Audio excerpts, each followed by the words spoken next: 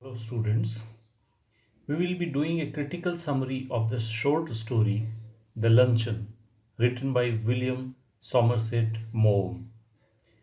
William Somerset Maugham is a 20th century writer, and he was actually qualified for medical profession, but he gave up the idea of becoming a doctor after the success of his first novel, which appeared in year 1897.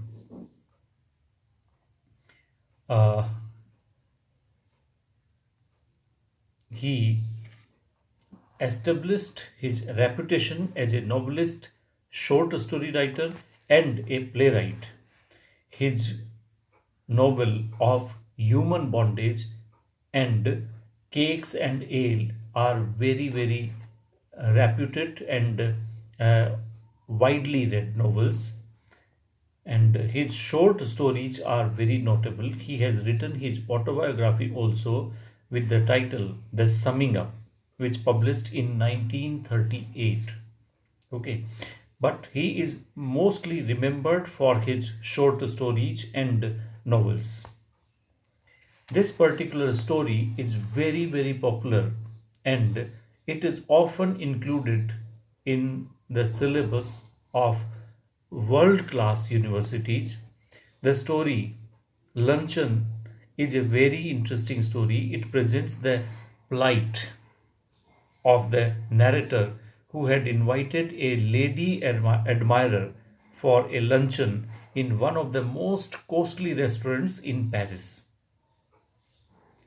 The narrator had a very modest amount in his pocket, only 80 francs, and this may be considered a person's 1 month's salary almost. And when he left the restaurant, he had almost left with no penny, and in this manner he felt himself almost robbed. So let us make the summary of this interesting story. The story is told in the first person, that is to say, the writer writes with I, means this happened with me, or in an autobiographical manner. The narrator was a young author, a writer who lived in Paris, and he tells that 20 years ago this is a story which in the present time he meets with a lady and he narrates this incident which occurred 20 years ago. At that time he was a struggling young writer living in a poor locality. He hardly earned enough to maintain himself. One day he received a letter from an unknown lady who said that she had read and enjoyed one of his books. He was naturally flattered, and he replied, thanking her. She wrote again to say that she would be visiting Paris on her way to some place and that she would be pleased to meet and see and talk to him. She mentioned that she had no time for long talks and that she was free for a little while on the Thursday she was coming. She ended her letter with a seemingly careless question asking, would you mind giving me a luncheon at Foyot's when I am in Paris? You know, Foyot is a very costly hotel in Paris. The author was rather greatly surprised in his mind when he read this strange request. He knew that Foyot was a very aristocratic and costly restaurant in Paris where only great people, the senators, the industrialists, and the wealthy people, well to do people went to eat. And he was very poor. He would hardly afford to entertain his guest in such an expensive hotel restaurant. He looked into his purse, which contained only 80 francs, which were just enough to maintain him for the rest of the month. But he was young, chivalrous, and gallant, and he had not the heart to say no to a strange lady who had flattered him on his book. So he decided to comply with her request and wrote to her that he would be glad to meet her at Foyot's for the luncheon. He thought that a modest luncheon would not cost more than 15 francs, and that by cutting down his coffee for 2 weeks he would somehow adjust his budget for rest of the month. Uh, on Thursday, the lady arrived at the appointed time and they met at Foyot's for the luncheon. She was not very attractive, the first thing, and had false teeth, which she tried to show off by talking endlessly and smiling without coach. This was the first time that the author saw her personally. They had earlier exchanged letters only, but had not met personally. The author was somewhat disappointed at this figure of the lady. His youthful imagination, which pictured her as a beautiful young lady with whom it would be a romantic experience to have a lunch at Foyot. She was about 40 years of age, but yet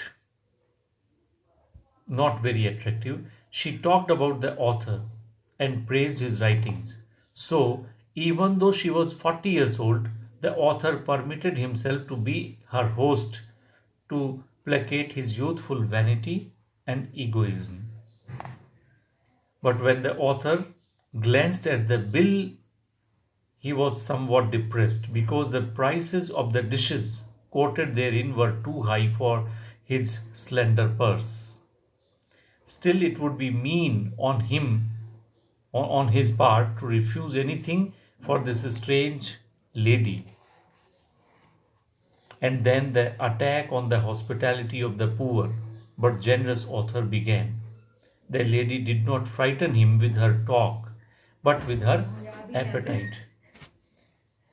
Her talk was most reassuring, for she had, for she said and kept on repeatedly saying that she ate nothing for luncheon except a small this or that.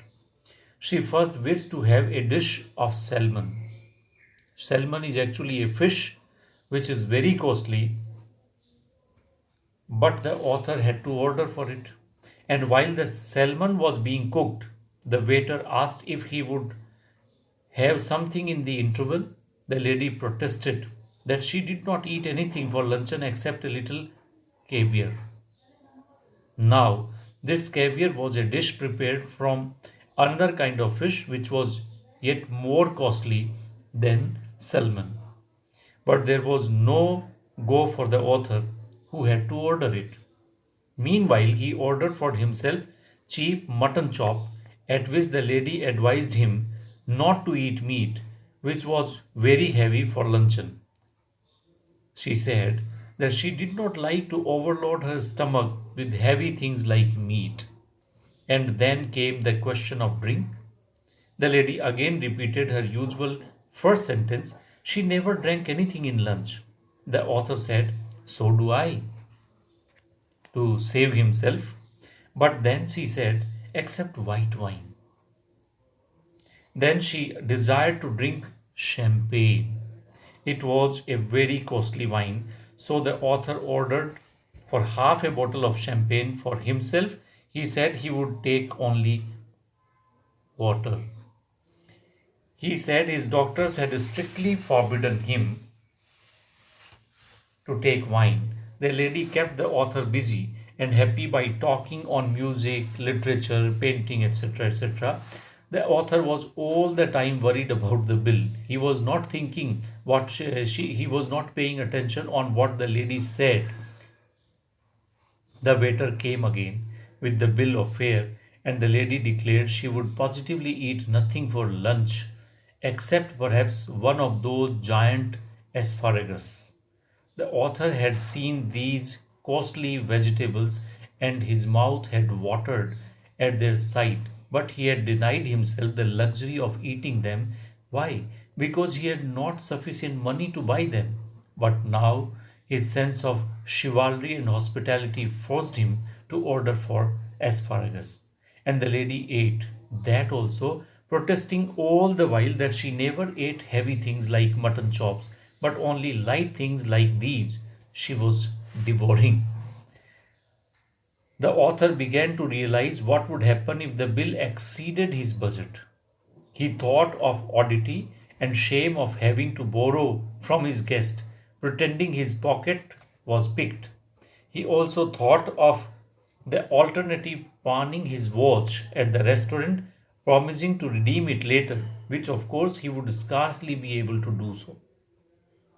The lady gulped down the fat asparagus and seemed at last to have eaten her fill, while the author kept on appearances by talking about the condition of the drama in Balkans.